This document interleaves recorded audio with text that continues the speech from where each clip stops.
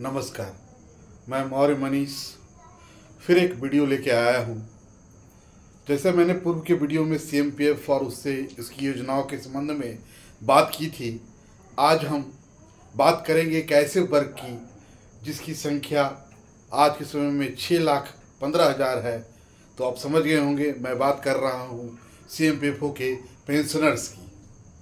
Pensioners की बहुत सारी समस्याएं हैं, तो आइए हम उनकी समस्याओं को समझते हैं और फिर उसके उपाय के बारे में बात करते हैं।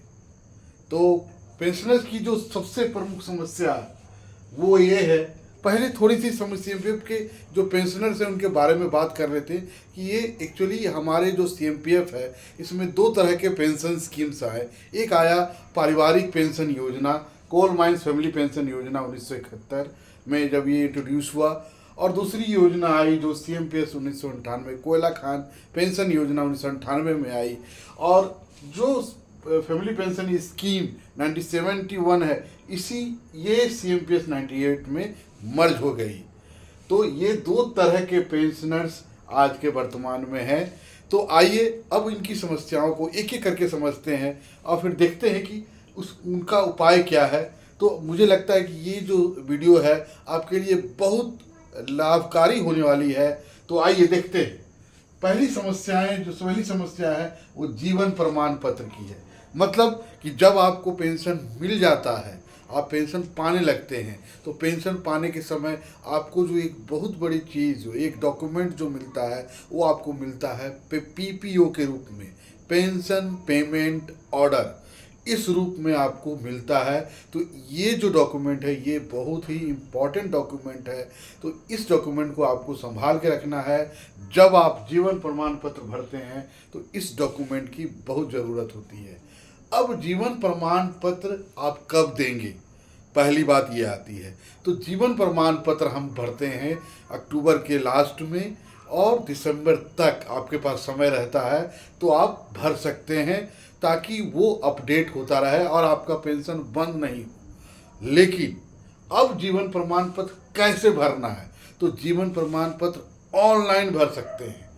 ऑनलाइन की सुविधा भी दे दी गई है। तो जीवन प्रमाण पत्र ऑनलाइन आप भर सकते हैं, और उस ऑनलाइन में ऐसा देखा गया है कि ऑनलाइन में लोग पेंशन भरते हैं, जीवन प्रमाण पत्र भरते हैं, और तो भी उनका पेंशन बंद हो जाता है। वो सोचते हैं हमने तो भर दिया है, फिर क्यों बंद हो रहा है।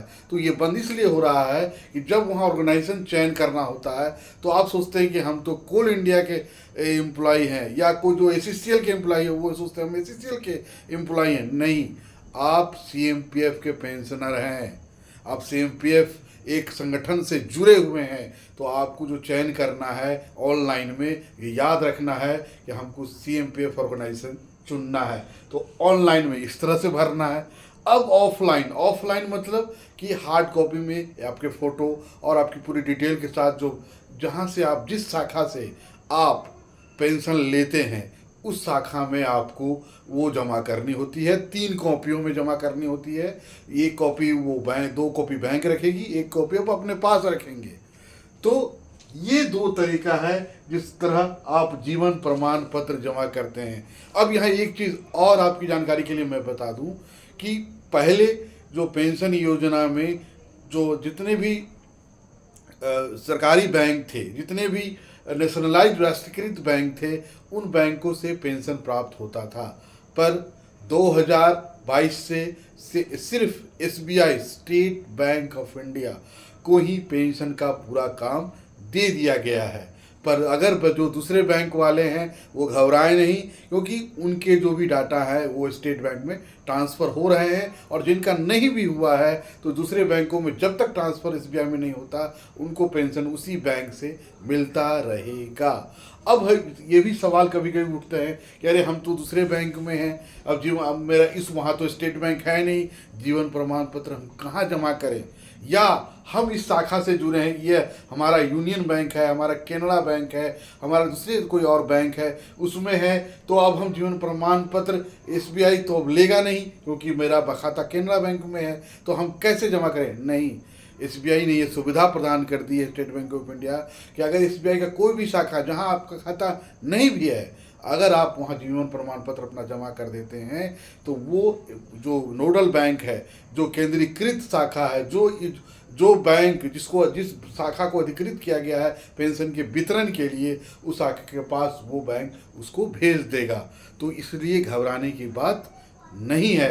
इसके बावजूद भी अगर आपका पेंशन रुक जाता है तो आप ये वीडियो देख रहे होंगे, मुझे देख रहे होंगे, आप अपने कमेंट में ये चीज़ मुझे भेज सकते हैं। साथ ही नहीं भी इसके अलावा आप कहाँ कहाँ भेज सकते हैं, तो एसबीआई के बैंक का जो मेन शाखा है, जिसको धनबाद में जो नोडल बैंक शाखा है, उसमें आप इसको भेज सकते हैं। उसका पता आप गूगल में देख सकते हैं, वो गूगल में मिल जाएगा। नहीं तो आप सीएमपीएफ में भेज सकते हैं। सीएमपीएफ में नहीं भेज के अगर आपको तो भी दिक्कत होती है तो आपके समक्ष मैं हूँ, आप मुझे कमेंट में अपने लाइफ सर्टिफिकेट को भेज सकते हैं, ताकि इससे आपके कार्य का निष्पादन कर दिया जाएगा। तो ये अब ने बात की जीवन प्रमाण पत्र की, एक जो प्रमुख बात है ये यही बात है। दूसरी चीज़ है बैंक का खाता। अब लोगों में कई बार ये समस्या होती है पेंशनरों के समझ में कि बैंक का अकाउंट कैसा हो। तो बैंक का अकाउंट जो अभी खोलने का जो किया गया है प्रावधान, वो है कि आपको फॉर्मर और सर्वाइवर मोड में ही बैंक अकाउंट खोलना है। मतलब कि जो सेवानिवृत्त हो रहे हैं वो अपना अकाउंट फॉर्मर और सर्वाइवर मोड में खोलेंगे। ये तो हो गई बैंक खाता खोलने की बात। अब है कि जब पेंशन हम लेते हैं, मान लीजिए जहां हम जब मैं पेंशन लिया तो हमने केनरा बैंक में लिया। अब हम केनरा बैंक के जिस शाखा में ले रहे हैं, अब वहां नहीं बदल के हम कहीं और चले गए और दूसरी शाखा से अगर आप लेना चाहते हैं तो इसके लिए सीएमपीएफओ से संपर्क करने की कोई ज़रूरत नहीं है। दूसरी शाखा से जब आपका चेक हुआ, सिर्फ आपके उस अकाउंट में से जो मेन शाखा जो केनरा बैंक का है, उससे सिर्फ आपको अकाउंट का डिटेल चेंज कराना है और एक उसकी सूचना बस सीएमपीएफओ को आपको दे देनी है। लेकिन अगर आप चाहते हैं, अगर आपका पेंशन का खाता अगर केनरा बैंक में है या यूनियन बैंक में है, यूनाइटेड बैंक में, किसी और बैंक में है एसबीआई के अलावे, तो आप उस बैंक के से अगर आप दूसरे बैंक में ट्रांसफ़र करना चाहते हैं तो आपको सीएमपीएफओ से संपर्क करना पड़ेगा। तो सीएमपीएफओ में संपर्क कहाँ करें? तो सीएमपीएफओ में संपर्क वहीं से करें जहाँ से आपका पेंशन चालू हुआ है। ये ध्यान रख लें, जहाँ से आपका पेंशन चालू हुआ है वहाँ आप उसको कर सकते हैं। उसके मेल आईडी पे भेज सकते हैं अपने आवेदन को, तो उस पर कार्रवाई की जाएगी। तो ये हो गया खाता प्रकार के मैंने बात कर दी, किस तरह बदलना है मैंने बात कर दिया। बैंक बदलना है तो कैसे, स्थान बदलना है तो कैसे करना है। अब आते हैं एक जो समस्या जो लोगों में है कि भाई पेंशन तो मेरा मिल रहा है, अब ये बढ़ेगा नहीं क्या? 5,000 मिल रहा, 5,000 ही मिलेगा, 50 रुपये मिले, 50 रुपये मिल रहा है। तो मैं आपको ये बता दूं, आज के समय में जब ये बात करते हैं तो सीएमपीएफ के प्रावधान में जो कहा गया है कि वो हर 3 साल पे पेंशन जो फंड है उसकी पुनरीक्षण करती है। और पेंशन पुनरीक्षण में आज के समय में पेंशन का जो फंड है वो घाटे में है। और ये भी मैं आपको बतला दूं कि जितनी राशि आपने पेंशन फंड में जमा की है वो राशि आप अपने पेंशन जीवन के 10 वर्षों के अंदर ले लेते हैं। अगर आप नहीं लेते हैं तो आपका परिवार ले लेता है। तो इस तरह इसी कारण से पेंशन फंड में अगर आप बढ़ोतरी का अवसर देख रहे हैं तो आज के हालात में मैं ये कहूँगा कि आप इस पर विचार नहीं करें। पेंशन में बढ़ोतरी की कोई उम्मीद फिलहाल नहीं है।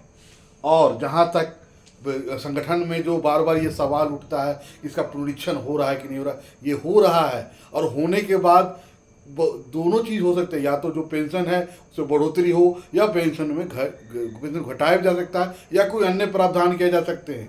इसलिए अभी जो फिलहाल स्थिति है इसमें कहीं भी संजोग नहीं कि आपका पेंशन बढ़ेगा। तो जितने पेंशन मिल रहे हैं उसी पे संतोष करें और किसी के बहकावे में नहीं आए। अब आता है पेंशन संशोधन कैसे होगा। पेंशन संशोधन कैसे होगा मतलब पेंशन रिवीजन की मैं यहाँ बात कर रहा हूँ।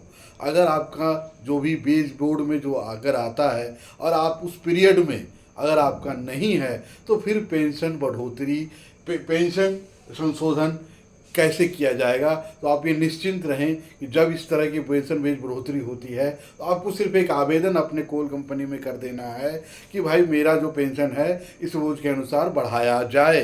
तो उसके बाद आपकी कोल कंपनी आपके अंशदान के साथ जो उस पीरियड का होना चाहिए उसमें आपसे लेकर वो CMPF में देगी और आपका पेंशन में संशोधन हो जाएगा।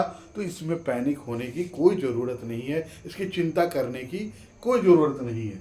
दूसरी एक जो लास्ट जो अंतिम समस्या जो मुझे समझ में आती है कि पेंशनर को हमेशा ये डर लगा रहता है कि अगर मेरी मृत्यु हो जाएगी तो क्या होगा। तो अगर आपके मैं ये बात एकदम यहाँ पर क्लियर कर दूँ कि जो भी पेंशनर्स अभी हैं, अभी CMPF में रिवाइज पेंशन, रिवाइज मतलब पुनः संशोधित PPO जारी किया जा रहा है। इसका मतलब कि जो PPO आपको शुरुआत में मिला था अब उसको नए रूप में आपको दिया जा रहा है, जिसमें जो आपके मृत्यु के बाद पेंशन पाने के हकदार हैं उनका नाम और उनका अमाउंट रहेगा। तो वो सिर्फ बैंक में जाकर और जो बैंक की प्रक्रिया है उसको निपटाकर ही उसको पेंशन को पाने के हकदार हो जाएंगे।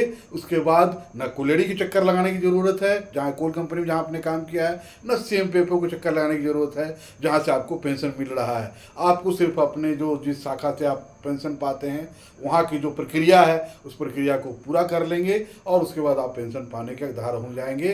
तो इसलिए सारे पेंशनरों से मेरा आग्रह है कि आप अगर अपने अभी तक अपने आवेदन रिवाइज PPO का या जो आपकी मृत्यु के बाद जो पेंशन पाने के हकदार होंगे उनके बारे में अगर आपने अपने कोल कंपनी को नहीं दिया है तो तुरंत उस बारे में उनको दें, ताकि आप निश्चिंत हो रहें कि अगर मेरे साथ अगर कुछ भी घटना घटित हो जाती है तो मेरे परिवार को पेंशन निर्बाध रूप से चला रहेगा और उनको कोई परेशानी नहीं होगी। अब साथ में ये भी कर दें कि अभी CMPF ने न्यूनतम पेंशन है वो 1000 रुपये कर दी है। इसके बावजूद कि वो घाटे में चल रही है, इसके बावजूद उन्होंने लोगों की समझते हुए पेंशन में न्यूनतम पेंशन में बढ़ोतरी कर दी है। तो आज हमने जब बात की CMPF के पेंशनर्स की, क्योंकि मालूम है कि पेंशनर्स के पास बहुत समस्याएं रहती हैं पर उनको निदान का जगह नहीं मिलता, तो मुझे यह आशा है कि यह जो मेरा वीडियो है यह आपको एक अच्छा सूचना प्रदान करेगा। और अगर आपको लगता है कि ये वीडियो फ़ायदेमंद है, लोगों को मिलनी चाहिए, लोगों के साथ पहुंचनी चाहिए, तो इसको ज़रूर लाइक करें, इसके साथ शेयर करें और इसको सब्सक्राइब करें। इसको जितने भी आपके पेंशन भोगी हैं जिनके पास भी ये पहुंचता है उनको ये बढ़ाएं। मेरे पूर्व के वीडियो में जो CMPF संबंधी था कुछ लोगों ने कमेंट्स किए हैं, तो मैं उनको ये बता दूं कि मैं आगे के वीडियो में उनके कमेंट का या उनके बारे में उनको रिप्लाई भी दूंगा। अब मेरा जो आगे का वीडियो जो होगा वो वीडियो होगा ऐसे लोग जो सेवानिवृत्त होने वाले हैं तो उनको क्या करना चाहिए इस बारे में एक सूचना के रूप में मैं आपको उपलब्ध कराऊंगा। तो अभी के लिए धन्यवाद, नमस्कार।